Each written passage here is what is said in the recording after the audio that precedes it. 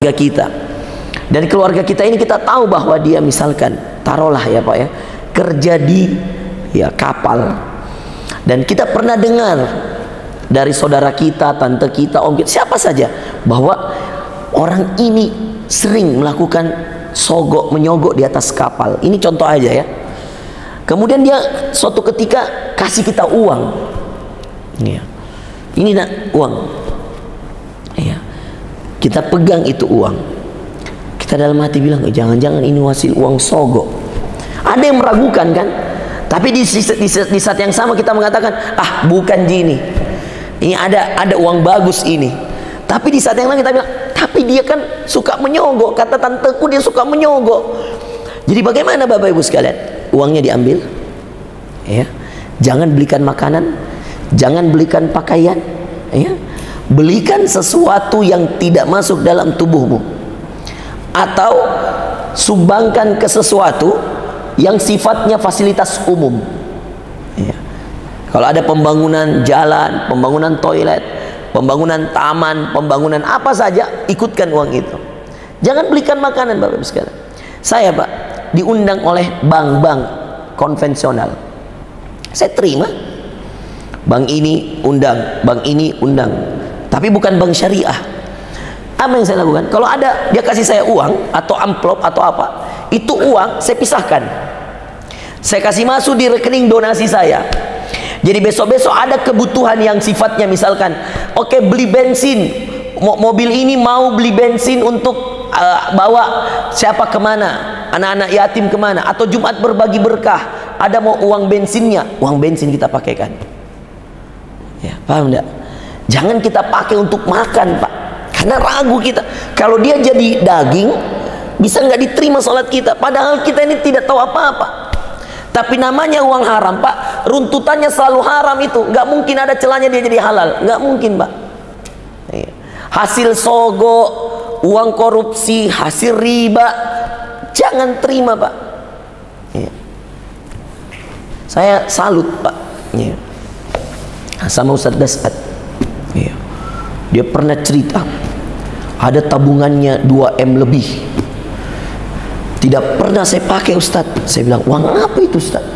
Dia bilang, ada orang kalau kasih uang saya, dan saya ragu-ragu ini uangnya ini orang, baik dia kerja di apa, dia bilang kalau saya ragu, saya simpan, saya tidak mau pakai. Dia simpan Pak, ada tabungan khusus, ibaratnya kayak uang syubhat begitu. Bagus toh, dipisahkan. Ya. Dia tidak mau campur-campur. Ya, saya bilang, 2M nih Ustaz. Bilang, iya, saya tidak mau campur Ustaz. Ya. Nah, cari nanti malaikat pencabut nyawa. Nah, ya. Saya bilang, oh iya betul Ustaz. Masya Allah. Saya bilang, luar biasa. Ya. Uang sebanyak itu tidak tergoda imannya untuk pakai yang lain-lain. Padahal uang banyak ini gak? Ya, akhi. Ya. Subhanallah. Ya. Tapi di situ diuji keimanan. Ya. Saya kalau lihat yang undang-undang saya, ini orangnya perlu yang diamankan uangnya, tidak boleh langsung masuk ke rekening pribadi ini. Biasa saya langsung terima, saya simpankan ke yang lain. Saya pernah bank-bank konvensional kalau undang, begini Pak, masalahnya kalau kami tolak, mereka punya hak untuk dapat ceramah Pak. Ya. Bukan mau mereka kodong. Iya. Kalau saya terima bank-bank konvensional, siapa yang mau ceramahi mereka? Mereka undang saya, terus saya bilang, mohon maaf Pak. Ya. Itu ada satu bank konvensional ya, besar ke BUMN, salah satu bank terbesar di Indonesia. Minta baik-baik itu kodong, menelpon. Dia bilang, Ustadz tidak apa-apa, saya undang. Saya bilang, di mana? Di bangku Ustadz, saya ada pengajianku kodong Ustadz, minta tolong, Ramadan kemarin. Saya bilang, tidak apa-apa, saya datang insya Allah. Tanggal berapa? Saya catatkan, saya datang. Ketika dia kasih amplop saya amankan itu amplop, uang-uangnya semua saya amankan untuk tabungan rekening donasi saya. Saya datang. Tapi kita berikan dia kajian, dan saya juga kajiannya Pak, tidak mungkin saya langsung bahas ayat riba. Baru kita diundang sekali langsung bahas ayat riba. Saya bahas tentang sholat, saya bahas tentang ngaji. Saya bilang kalau ngaji coba baca-baca terjemahnya supaya dapat hikmah. Itu dulu Pak, pelan-pelan. Dakwahi manusia itu nggak bisa Pak. langsung, nggak bisa. Kita hidup di zaman kita harus mengedepankan husnudzon kita. Bisa jadi banyak orang sudah mau keluar, cuman belum ada pekerjaan gantinya. Kita mau apa? Kita juga tidak bisa memberikan pekerjaan ganti. Coba, paham enggak? Nggak boleh kita terlalu ekstrim dalam memvonis seseorang, Bapak Ibu sekalian. Kedepankan husnudzon. Inilah yang kemudian dibahas oleh Al-Hasan bin Ali. Al-Hasan bin Ali bin Muhammad. Hasan anaknya Ali, Ali menantunya Muhammad sallallahu alaihi wasallam. Ya. Hadis ke-11. Pindah Bapak Ibu sekalian. Hadis ke-12. Nah, ini juga pendek sekali. Ya. Hadis ke-12 ini tulis hadis riwayat At-Tirmidzi. Ya. Dari sahabat Abu Hurairah. Hadis ke-12 juga pendek, Pak. Makanya saya bilang tadi, ini hadis-hadis di sini sedikit yang panjang, rata-rata pendek-pendek, tapi maknanya luar biasa. Tadi saja hadis ke-11, itu saja kalau diamalkan, aman kita dari neraka, betul nggak? Setiap ada yang meragukan, ragu-ragu kayak ini uang, jangan nih. Coba itu saja hadis ke-11 tadi kalau kita amalkan, luar biasa, betul nggak? Akhirnya kita tidak bisa bikin dosa. Kenapa? Karena kalau ada ragu-ragu, saya ini ragu-ragu, Ustaz. Ya, kenapa? Saya itu suka nonton One Piece. Ragu-ragu Kak, dosa kah atau tidak itu kira-kira, Ustaz? Ya. Kalau kamu ragu-ragu pada One Piece-nya, nak, misalkan saya ragu-ragu, saya kan tidak ada Ustaz, tidak ada maksiat di situ. Kalau kamu nggak ragu pada itunya, tapi kamu ragu pada waktu yang terbuang, yang mestinya bisa kau pakai untuk mengaji, yang mestinya kamu bisa pakai untuk belajar untuk masa depanmu, maka tinggalkan. Iya. Saya ragu, Ustaz, baca Naruto itu dosa atau tidak? Ya, baca komik Naruto. Ada orang suka baca komik Naruto berjilid-jilid, Pak, ratusan jilid itu Naruto. Dia beli, dia tumpuk, dia bilang ragu kan, Ustaz, dosa nggak ini? Iya. Kan tidak dosa, Ustaz. Saya bilang kalau kamu tidak dosa, kamu merasa tidak dosa, tapi kamu ragu, tinggalkan. Karena kata Rasulullah SAW, da'ma yuribu, tinggalkan yang meragukan. Iya. Kalau Anda bilang, Yudi kayak bikin dosa kayak ini, tinggalkan. Tapi kalau antum bilang, saya tidak bikin dosa ini, lakukan, ikhwan. Iya. Ada Allah yang maha menyaksikan. Nah, ini hadis yang ke-12 juga, luar biasa. Kalau antum amalkan juga, selesai, nggak akan bikin dosa antum. Antum akan kerjakan sesuatu yang semuanya ibadah. Apa kata Abu Hurairah? Kata Rasulullah SAW, an Abi Hurairah radhiyallahu an, ani Nabi sallallahu alaihi wasallam qala, min husni islamil mar'i tarkuhu ma la ya'nih. Itu saja, di antara kesempurnaan Islam seseorang meninggalkan sesuatu yang tidak bermanfaat baginya. Sederhana nggak? Tanya, ini bermanfaat atau tidak? Oh, bermanfaat, kerjakan. Ini tidak bermanfaat, oh, tinggalkan. Ya. Ada nggak manfaatnya? Misalkan main PUBG, oh, nggak ada manfaatnya, oh, tinggalkan. Coba kalau ini saja diamalkan, satu hadis ini, ikhwan, main Free Fire misalkan, main game PlayStation, ada nggak manfaatnya? Kalau nggak ada manfaatnya, tinggalkan. Mending kamu yang main bola daripada kamu main game bola. Apa manfaatnya main bola? Nah, kamu olahraga. Iya. Ada olahraganya, gitu. Daripada kamu main game berkelahi, kamu mending karate, nak, ikut karate, jauh lebih bermanfaat. Ya. Daripada kamu apa-apa dan seterusnya, hal-hal yang enggak. Coba ini saja dua hadis 11 dan 12. Yang satu, tinggalkan yang meragukan. Yang kedua, di antara kesempurnaan Islam seseorang, dia meninggalkan yang tidak bermanfaat. Artinya, dia meninggalkan yang tidak bermanfaat, artinya apa? Dia mengerjakan hal yang bermanfaat saja. Bakti sama orang tua, silaturahim ke orang tua, berikan hadiah orang tua, mengaji, tahajud, semua yang bermanfaat kerjakan, ikhwan. Bahkan kalau itu ngopi di warung kopi dan kamu anggap ngopimu di warung kopi bermanfaat bagi orang yang kamu ajak ngopi dan mengajak kamu ngopi, ikut. Saya, Pak, kalau diajak ngopi, Ustaz, ngopi dulu, Ustaz, ada kuda mau saya cerita. Saya bilang ada manfaat ini bagi dia karena dia mau cerita sama saya. Ya, ada masalah, saya datangi, Pak. Kadang-kadang di anomali, kadang-kadang di mana jauhnya itu saya datangi. Kadang-kadang ada yang di pantai minta ngopi. Saya bilang jauh tak pergi ngopi, kasihan. Ya. Telepon Meki, dia bilang lentong kalau ada kopi depan tak, Ustaz. Saya bilang oke. Ya, saya datangi, Pak. Apa saya cari Bapak Ibu sekalian? Apa saya cari? Pahala. Pahala apa? Pahala mendengarkan masalahnya ini orang. Pahala memberikan solusi bagi ini orang. Iya. Ini ada driver saya Kemal ini. Tahu kalau saya diajak ngopi sama orang-orang besar. Tahu kalau saya diajak cerita sama orang-orang besar. Saya ngobrol Pak. Bahkan kalau itu anak muda, kita datangin. Iya. Anak-anak muda yang setiap kali mau keluar, saya mau keluar masjid selalu tahan Kak Ustadz. Ada waktu tak? Iya apa? Sini minggir dulu 5 menit. Dia ngomong, saya selesaikan. Oh begini. Kita berikan manfaat. Karena Bapak Ibu sekalian, kita tidak tahu Pak, manfaat yang mana yang sampai di akhirat. Kita tidak tahu. Kadang-kadang kita merasa amalan itu kecil, tapi besar di sisi Allah. Dan kadang-kadang kita merasa amalan tak sudah besar, tapi kecil di sisi Allah. Makanya kata para ulama, jangan tinggalkan satu kebaikan pun meskipun sebesar biji zarrah. Kerjakan. Kalau kamu mampu kerjakan, kenapa tidak? Bisa jadi yang biji zarrah itu yang akan menarikmu ke surga. Ini kata Rasulullah sallallahu alaihi wasallam. Makanya hadis ke-12 coba lihat. Dalam hadis kitab ini luar biasa. Di antara kesempurnaan Islam seseorang meninggalkan yang tidak bermanfaat baginya. Selesai. Itu saja kata Rasulullah.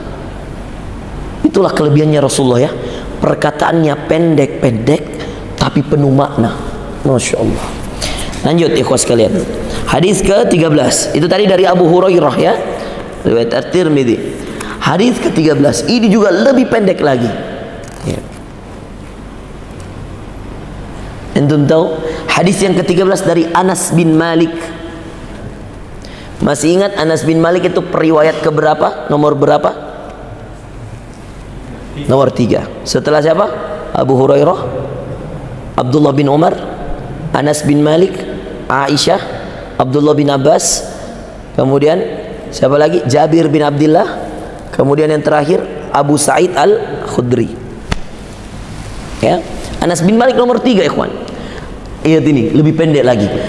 An Anas bin Malik radhiyallahu anhu Nabi sallallahu alaihi wasallam, la yuhibbu ahadukum hatta yuhibba li akhihi ma yuhibbu li nafsihi. Tidak beriman di antara kalian. Ya. Kata Rasulullah SAW, ini hadis Bukhari Muslim. Hadisnya Bukhari Muslim. Apa isi hadisnya Ustaz? Pendek. Apa pendeknya Ustaz? Tidak beriman di antara kalian yang belum mencintai saudaranya seperti dia mencintai dirinya. Maka ngibede martabak toh, ada orang begitu. Maka martabak, nah makan dulu isinya, baru pinggirnya nak kasih orang. Tapi kita pinggirnya, paham nggak? Dia makan enak-enaknya, baru dia kasih orang. Nggak bisa begitu. Agama kita mengajarkan di antara iman, kamu suka apa yang kau makan, dia makan orang. Kamu suka apa yang kamu minum, dia minum orang. Iya. Maka biasakan ikhwan. Biasakan dalam agama kita, ya, anak-anak santri ini, santri-santri saya, tidak boleh pelit nak. Ya. Apa yang kita makan nak, itu kita kasih saudara kita, teman-teman kita.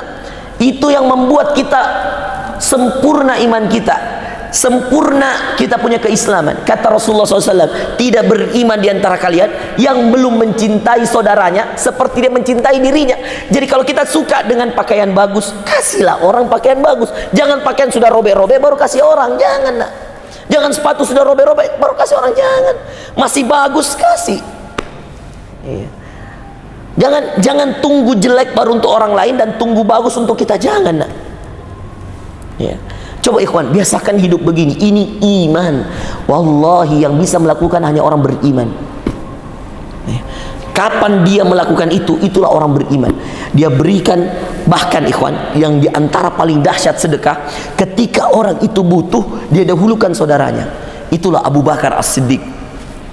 Dia butuh ikhwan, tapi dia kasih semua hartanya untuk Rasulullah. Ditanya sama Rasulullah, "Madza tarakta li ahlik?" Apa yang kau tinggalkan untuk keluargamu?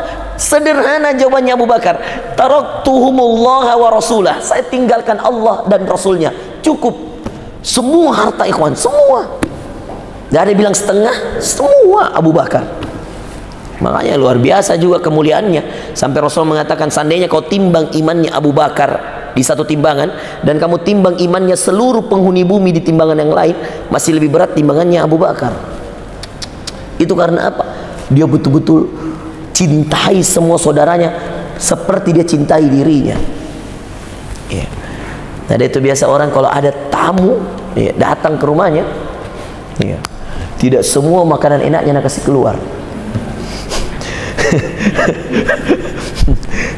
Udah pilih-pilih. Ini nyamuk ini dulu. Saya punya nenek, kasihan. Turun sama saya punya ibu, rahimahullah wa hafizahullah. Mudah-mudahan Allah jaga mama saya. Dan mudah-mudahan nenek saya juga Allah jaga di kuburnya, insyaallah. Saya punya nenek itu turun di ibu saya. Dan ini banyak, ini mahasiswanya ibu saya, ini driver saya sering ke mama saya. Banyak yang kenal mama saya di sini. Itu saya punya mama, subhanallah. Di antara amalannya yang bikin saya malu kadang-kadang, kalau ada tamu, ya, kalau ada tamu, biar driver saya, biar anggota saya, biar pokoknya, biar siapa yang kemudian dianggap tamunya, itu dia kasih keluar semua isi kulkas. Bahkan pernah itu saya tegur mama, "Mak, dari Bogor ini, Mak, saya bawakan kue bolu Bogor ini." Jam ini dikasih, Mak, itu mau yang dikasih. Aja nak. Ada orang kasih nak. Dia kasih keluar semua. Itu amalan yang luar biasa. Ya. Semua isi kulkas, biar baru dia angkat sendiri mama saya. Ya. Itu Kemal siapa kalau datang itu diangkat, makan. Pokoknya dipaksa makan sama mama saya. Itu amalan yang masya Allah. Ya, saya terharu melihat ibu saya itu, luar biasa amalannya. Kalau masalah dibilang memuliakan tamunya, Allahu Akbar. Biar driver saya, biar itu diambilkan makanan, dipotong, semua isi kulkas dikasih keluar. Berapa kali saya bilang, "Ma, saya belikan ini untuk kita dari Bogor, jangan Mima." Biar Mina ada aja lagi nanti rezeki. Subhanallah. Ini ikhwan amalan. Makanya ini hadis, kumpulan hadis ini, hadis-hadis amalan sebenarnya. Makanya kenapa hadis Arba'in Nawawi itu terkenal seluruh dunia, bahkan di Sudan itu dijadikan hadis wajib untuk dihafalkan anak-anak SD. Kenapa nak? Karena kalau anak-anak sudah amalkan 42 hadis, selesai Pak. Anda akan melihat akhlaknya. Coba ini hadis sederhana. Tidak beriman di antara kalian sampai dia mencintai saudaranya apa yang dia cintai untuk dirinya. Kalau Anda mau makan enak, Anda suka juga saudara tak makan enak. Bukan dibilang makan sembunyi-sembunyi sendiri baru yang tidak enak dikasih saudara kita. Bukan. Kita makan enak bersamanya. Kita pakai pakaian yang bagus bersamanya. Itu yang kemudian disunnahkan dalam agama kita. Oke? Hadisnya dari siapa? Anas bin Malik. Siapa yang meriwayatkan? Bukhari dan Muslim. Hadis ke-14. Nah, ini terakhir. Habis itu kita masuk hadis 15. Periwayatnya Abdullah bin Mas'ud. Catat. Siapa periwayatnya? Abdullah bin Mas'ud. Ya. Boleh pakai HP, boleh pakai catatan. Ini juga penting. Ya. Ini agak panjang sedikit tapi penting sekali. Ini tentang aturan syariat. Ya. Siapa yang meriwayatkan hadisnya? Bukhari, Muslim. Oke. Nah, Bukhari, Muslim. Apa hadisnya? Perhatikan, apa hadisnya? Hadisnya dari Abdullah bin Mas'ud radhiyallahu anhu. Qala Rasulullah sallallahu alaihi wasallam, "La yahillu damu mri'in muslimin illa bi ihda thalath." Tidak boleh menumpahkan darah seorang yang beriman kecuali dengan 3 hal. 1. As-sayyibu zani. Apa itu as-sayyibu zani? Orang tua sekali yang berzina, kakek-kakek berzina. Ya. Tapi jangan dibunuh di sekarang, nak. Nggak boleh. Di zaman Rasulullah dibunuh. Kalau sekarang kan ada hukum negara, nak. Tapi ini menunjukkan apa, Pak? Dihalalkan darahnya itu kalau ada kakek-kakek pergi berzina. Dalam agama syariat, ini hadis Bukhari Muslim loh ya, rawahul Bukhari wa Muslim. Kalau ada kakek-kakek tua dan dia masih berzina, padahal dia sudah tua, ini sudah lemas semua badan dan masih melakukan dosa itu, maka kata Rasulullah halal dibunuh. Cuman karena kita berada di negara Indonesia, negara hukum, maka ada polisi laporkan, ya kan kena pasal itu. Ya. Yang kedua, wan nafsu bin nafsi. Orang membunuh orang dengan sengaja, maka orang yang membunuh secara sengaja boleh dibunuh. Itu dalam agama begitu. Tapi kalau dalam hukum kita bernegara di Indonesia nggak boleh, nak. Ya. Jadi kalau zaman Rasulullah ada orang tiba-tiba bunuh orang, maka orang yang membunuh ini dibunuh, boleh, halal darahnya. Cuman 3 ya, kakek-kakek berzina, orang yang membunuh orang boleh dibunuh, dan yang ketiga kata Rasulullah, wattariku lidinihi al-mufariqu lil jamaah. Tariku lidinihi, Pak, orang murtad. Dan dia setelah dia murtad, dia sebarkan agama lain, itu dibunuh. Makanya dalam agama kita sebenarnya orang murtad itu dibunuh, pindah agama ke agama lain, apalagi sampai menyebarkan agama, itu dibunuh. Tapi kan kita bernegara, Pak, negara Indonesia, nggak bisa kita menegakkan hukum ini karena bukan kita yang memegang. Ya, tapi ini jadi ilmu bahwa zaman Rasulullah 3 orang yang halal darahnya, kakek berzina, orang yang membunuh orang lain tidak ada salahnya, ini boleh dibunuh. Yang ketiga, orang yang meninggalkan agamanya, dia sudah masuk Islam terus dia keluar lagi, nah ini nggak boleh. Ya, banyak fenomena artis-artis, Pak, masuk keluar agama, itu tidak boleh. Ya.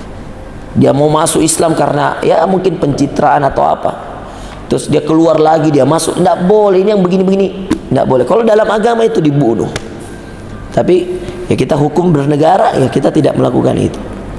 Ini hadis Bukhari dan Muslim. Jadi ada 3 hal yang dibolehkan dalam agama, ya, untuk menumpahkan darah. Artinya tidak boleh selain ini.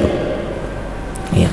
Entah karena ada kakek-kakek berzina, entah karena ada orang membunuh orang lain tanpa alasan yang jelas, atau entah karena ada orang yang murtad dari agamanya, dan ya, setelah dia murtad dari agamanya, dia menyebarkan agama lain. Baik, kita masuk ikhwan sekalian, hadis yang ke-15. Nah, ini kita dengan penjelasan sedikit ya. Ya, so kita sudah masuk azan Isya. Hadis yang ke-15.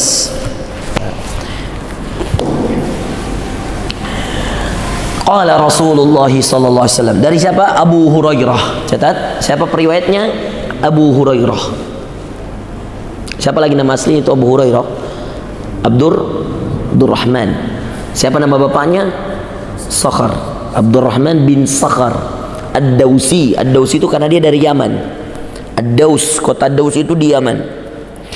Dari Abu Hurairah radhiyallahu an, dari Rasulullah sallallahu alaihi wasallam, qal man kana yu'minu billahi wal yawmil akhir falyakul khairan aw liyasmut. وَمَنْ كَانَ يُؤْمِنُ بِاللَّهِ وَالْيَوْمِ الْآخِرِ فَلْيُكْرِمْ جَارَهُ وَمَنْ كَانَ يُؤْمِنُ بِاللَّهِ وَالْيَوْمِ الْآخِرِ فَلْيُكْرِمْ ضَيْفَهُ رواه البخاري ومسلم. 3 amalan sangat dicintai Allah, dan ini menjadi bukti keimanan orang kepada Allah dan hari akhirat. 1, man kana yu'minu billahi wal yaumil akhir, siapa yang beriman pada Allah dan hari akhirat, falyakul khairan aw liyasmut, hendaklah dia berkata baik atau dia diam. Berkata baik, tidak boleh bicara kotor, Bapak Ibu sekalian, tidak boleh bicara sesuatu yang na'udzubillah ada dosa. Ya, nggak boleh sembarang bicara. Ya, khairan aw liyasmut, atau dia diam. Yang kedua, man kana yu'minu billahi wal yaumil akhir falyukrim jarah, siapa yang beriman pada Allah dan hari akhirat, muliakan tetangga. Oh, ini juga dahsyat. Ya. Coba kapan, Pak, ingat terakhir kita bawakan pisang goreng tetangga tak? Kapan kita bawakan sarabak terakhir? Coba diingat-ingat. Kalau lama sekali nih, Pak, besok bikinkan sesuatu, mampirkan ke tetangga. Wallahi itu tanda iman pada Allah dan hari akhirat. Besar pahalanya, Pak. Ini hadis Bukhari Muslim. Coba ingat. Kapan? Yang ketiga, man kana yu'minu billahi wal yaumil akhir falyukrim dhaifah, siapa yang beriman pada Allah dan hari akhirat, dia muliakan tamunya. Ya, itu tadi saya bilang, kalau ada isi kulkas kasih keluar semua, Bapak Ibu sekalian. Ada nanti itu lagi rezeki. Kadang-kadang, Pak, ada orang tidak diundang, Pak, dia datang. Itu ujian, percaya sama saya. Beda dengan orang yang kita undang memang datang ke rumah, itu beda loh. Tamu yang diundang dengan tamu yang tidak diundang itu beda. Ketika tamu itu diundang, Pak, ada kebutuhan kita sama dia. Mungkin kita akikah, mungkin kita ada hajat, kita panggil dia, kita mau minta tolong, kita siapkan. Tapi yang biasanya ujian itu berat, kalau tamu tidak diundang, tiba-tiba dia datang di rumah. Disitulah diuji keimanan. Kalau kita berikan dia yang terbaik, dari apa yang kita punya, Masya Allah, kita termasuk yang beriman pada Allah dan hari akhirat. Jadi ada 3 di sini. Hadis ke-15, hadis riwayat Abu Hurairah dari Rasulullah SAW, diriwayatkan oleh Bukhari dan Muslim. Siapa yang beriman pada Allah dan hari akhirat, 1, hendaklah berkata baik atau diam. 2, barang siapa yang beriman pada Allah dan hari akhirat, hendaklah muliakan siapa dulu? Tetangga. Yang ketiga, siapa yang beriman pada Allah dan hari akhirat, hendaknya muliakan tamu. Ya. Jadi ada 2 ini, Pak. Muliakan tetangga, muliakan tamu, berkata baik atau diam. Ini 3 total. Iya. Kita baca penjelasannya Syekh Ibnu Rajab Al-Hambali. Hadzal hadits kharrajahu min turufi min turuqin an Abi Hurairah wa fi ba'dhi alfadhiha. Ini juga ada lafaz yang lain. Ini ada banyak riwayat yang menjelaskan tentang hadis ini. Fala yu'dhi jarah. Di dalam riwayat yang lain, siapa yang beriman pada Allah dan hari akhirat, jangan ganggu tetangganya.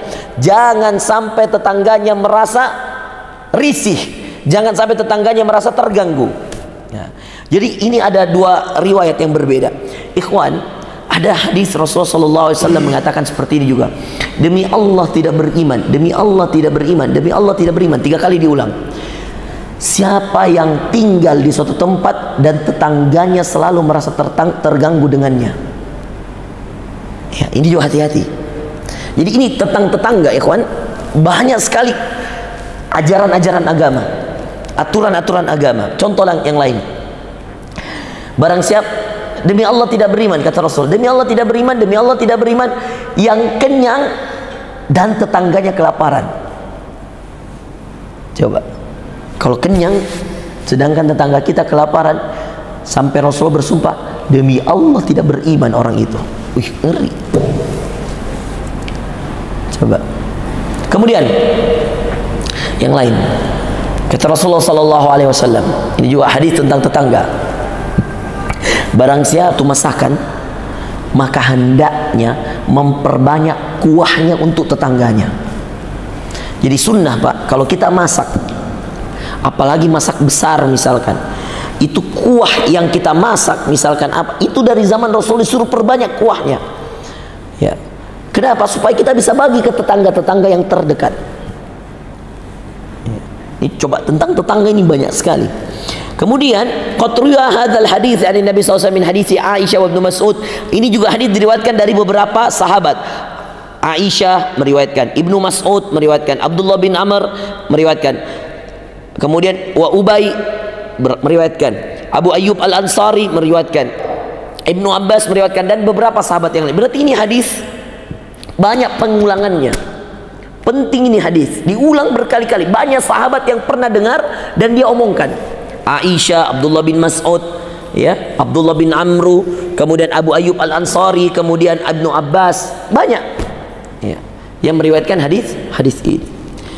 Kemudian ya, faqauluhu man kana yu'minu billahi wal yawmil akhir falyaf'al kadza wa kadza yadullu ala anna hadzal khisal min khisalil iman. Dikatakan kenapa Allah ikat, kenapa Rasul ikat dengan mengatakan siapa yang beriman pada Allah dan hari akhirat. Ini tanda, kata Syekh Ibnu Rajab Al-Hambali, tanda bahwa kalau orang kehilangan 3 amalan ini, maka berkurang keimanannya. Jadi kalau antum sedang pelit-pelitnya sama tetangga, pelit-pelitnya sama tamu datang, berarti iman antum lagi lemah. Kalau iman antum lagi tinggi, antum rajin sholat, rajin tahajud, rajin sedekah, pasti antum tidak akan pernah pelit sama tetangga. Pasti antum tidak akan berhitung sama tamu. Ini dijelaskan, dan itu betul ikhwan sekalian. Orang yang pelit sama tetangganya itu karena nggak ada imannya. Dia bilang, kalau dia makan enaknya itu dia makan, nah saya baru beli ini sate. Kita beli sate ya, baru kita bilang mau makan sate ini, baru tiba-tiba mengetok, tetangga tak ketok. Pas kita lagi bawa sate,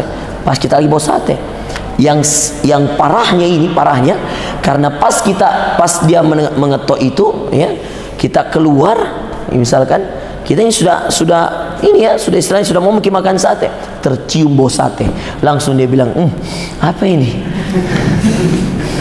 Kita tidak enak nih. Kalau antum terpaksa kasih keluar itu sate, tidak ada imannya antum. Maksudnya iman antum sedang berkurang. Tapi kalau antum, pas kau datang, 10 tusuk saya beli, Padahal dalam hatinya, berkurang jatahku. Coba ikhwan, ini ujian keimanan. Kalau antum besok-besok diuji dengan ujian begini, ingatkan diri antum dengan hadis ini. Bukhari Muslim. Coba lihat, Bukhari Muslim. Ini nggak main-main. Aisyah meriwayatkan, Abdullah bin Mas'ud meriwayatkan, Abdullah bin Amru, Abu Ayyub Al-Ansari, Abdullah bin Abbas, banyaknya sahabat meriwayatkan ini hadis. Berarti ini hadis penting.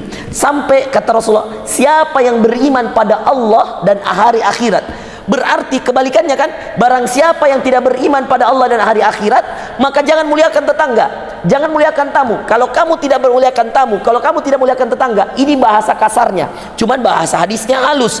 Bahasa hadisnya, siapa yang beriman pada Allah dan hari akhir.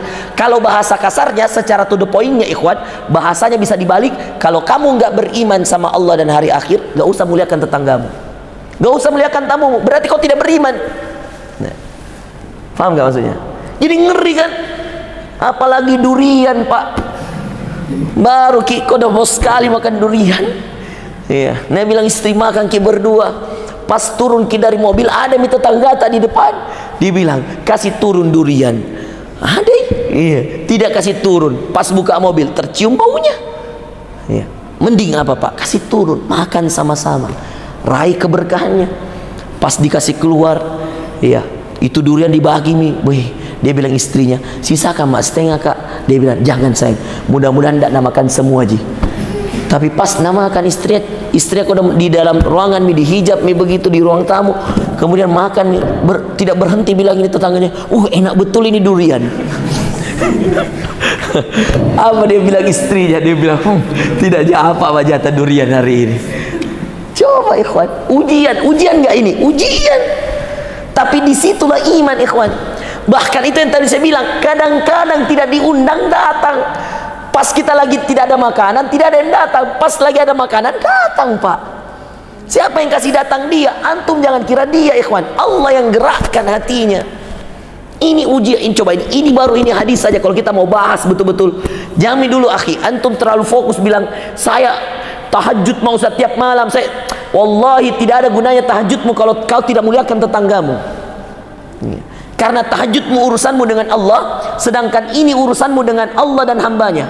Coba bayangkan. Ini hadis sederhana sekali kelihatan, tapi coba amalkan. Berat ikhwan, percaya sama saya. Khususnya masalah tamu dan tetangga. Berat sekali. Ya.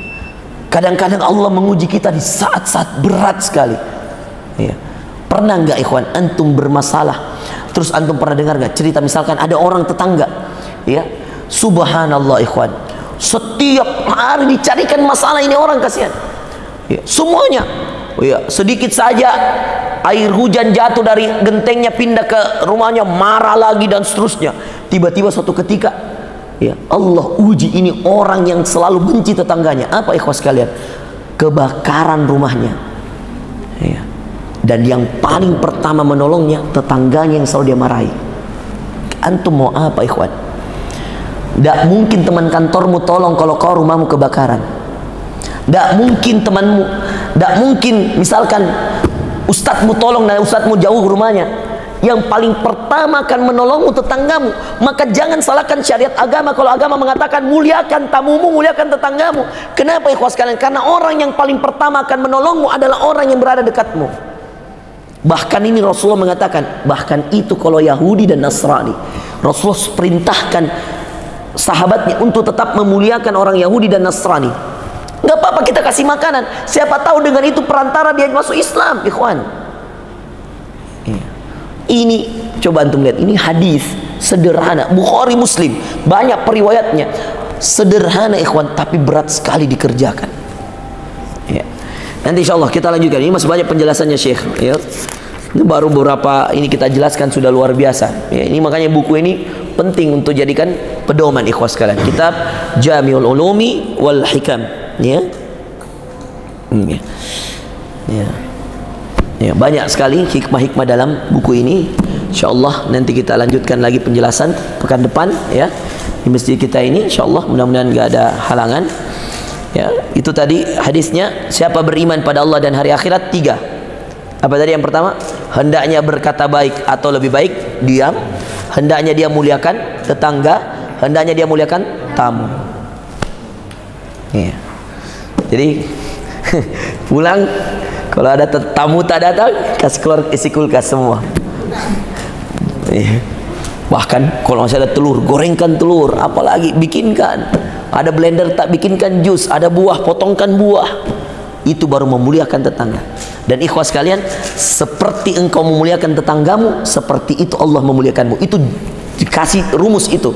Sebagaimana kau melayani tamumu, sebagaimana kamu melayani tetanggamu, pasti seperti itu juga nanti pelayanan Allah kepadamu. Gak mungkin Allah, gak mungkin Rasulullah bilang begini kalau tidak ada hikmahnya. Pasti ada hikmahnya. Kita tidak tahu ya, 10 tahun lagi ini yang kita muliakan, anaknya jadi gubernur. 10 tahun lagi misalkan anaknya jadi menteri, kita tidak tahu ikhwan. Makanya hikmah memuliakan tamu, memuliakan tetangga luar biasa. Karena Anda tidak tahu ke depan apa yang terjadi. Hari ini kau kasih makan, semua kulkasmu kau kasih keluar untuk ini bapaknya.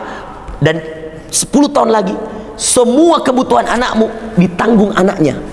Anda mau apa? Bisa jadi anaknya jadi bos di perusahaan, anakmu diambil jadi pekerja oleh anaknya. Kita tidak pernah tahu hikmah ikhwan. Makanya luar biasa ini agama, mengajarkan kita berbuat baik sama orang. Buat baik, buat baik. Karena kita tidak tahu, hari ini saya berbuat baik sama Ayub, nanti Ayub punya anak, bisa jadi anaknya Ayub yang tolong anak saya. Kita tidak pernah tahu ikhwan, bagaimana Allah mengatur kehidupan. Jadi itulah kenapa diikat antara memuliakan tamu, memuliakan tetangga dengan iman pada Allah. Coba bayangkan saking mulianya ini amalan, sampai Allah bilang siapa yang beriman sama Allah dan hari akhirat. Seakan-akan Allah ingin mengatakan yang tidak beriman sama Allah dan hari akhirat, tidak usah muliakan tamu, tidak usah muliakan tetangga. Kau tidak beriman sama saya, kata Allah. Masya Allah, berat kan? Sederhana hadisnya, tapi luar biasa kalau mau diamalkan ikhwas sekalian. Ya, demikian. Jazakumullah khairan wa barakallahu fikum. Kita tutup dengan kafaratul majlis. Subhanakallahumma wa bihamdika, asyhadu an la ilaha illa anta, astaghfiruka wa atubu ilaik. Sallallahu ala nabiyina Muhammadin. Wassalamualaikum warahmatullahi wabarakatuh.